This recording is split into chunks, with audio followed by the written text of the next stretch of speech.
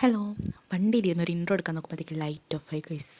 അപ്പോൾ നമ്മളൊരു ട്രിപ്പ് പോകുന്നു, വേറെ അങ്ങോട്ടല്ല, ഗുണ്ടൽപേട്ടിലേക്ക്. അപ്പോൾ ഗുണ്ടൽപേട്ട് പോകുന്ന എന്തിനാണെന്ന് ഇപ്പോൾ എല്ലാവർക്കും അറിയാലോ. എല്ലാവരും സ്റ്റോറി സ്റ്റാറ്റസ് എല്ലാം കണ്ട് എല്ലാവരും മടുത്തിട്ടുണ്ടാവും. നമ്മൾ മാക്കൂട്ടം ചുരം വഴിയാണ് പോയത്. റോഡിൻ്റെ അവസ്ഥ പറയേ വേണ്ട, നിങ്ങൾ തന്നെ കണ്ടോ.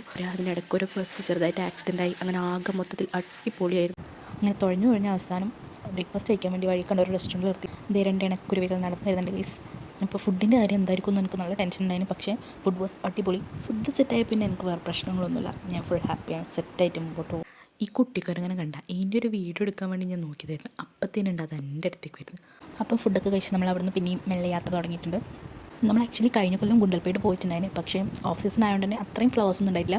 കുറച്ച് സൺഫ്ലവേഴ്സ് മാത്രമേ ഉണ്ടായിട്ടുള്ളൂ. അങ്ങനെ നമ്മൾ നാഗർഹോളിലെ ടൈഗർ റിസർവിൻ്റെ അകത്തേക്ക് കയറാൻ പോകുന്നു.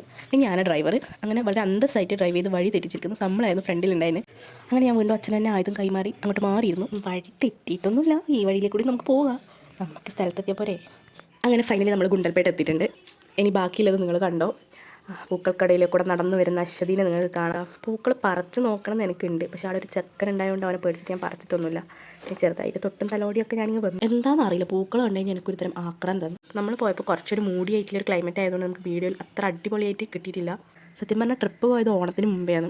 ഓണത്തിൻ്റെ തിരക്കൊക്കെ കഴിഞ്ഞ പാട് വീഡിയോ ഇടണം എന്നാണ് ഞാൻ വിചാരിച്ചിട്ടുണ്ടായത്. പക്ഷേ അപ്പോഴത്തേനും ഇപ്പം എൻ്റെ സൗണ്ട് കേട്ടാൽ തന്നെ നിങ്ങൾക്ക് അറിയാം. എന്നാലും ഇനിയെങ്കിലും വീഡിയോ ഇട്ടില്ല ശരിയാവില്ല എന്ന് വിചാരിച്ചിട്ടാണ് ഇപ്പോഴും ഈ സൗണ്ട് വെച്ചിട്ട് ഞാൻ വോയിസ് ഓവർ കൊടുത്ത് വീഡിയോ ഇടുന്നത്. എൻ്റെ ഡെഡിക്കേഷൻ നിങ്ങൾ കാണാതെ പോകരുത്. അങ്ങനെ ഗുണ്ടൽപേട്ടിൽ നമ്മളൊരു നല്ല വെജിറ്റേറിയൻ ഹോട്ടലിൽ കയറി ഒരു അടിപൊളി താലി മീൽസ് എല്ലാം കഴിച്ച് അടുത്ത നേരെ ഗോപാലസ്വാമി ഹിൽസിലേക്ക് വിട്ടു. അപ്പം നമുക്ക് ബാക്കി അടുത്ത വീഡിയോ എടുക്കണം.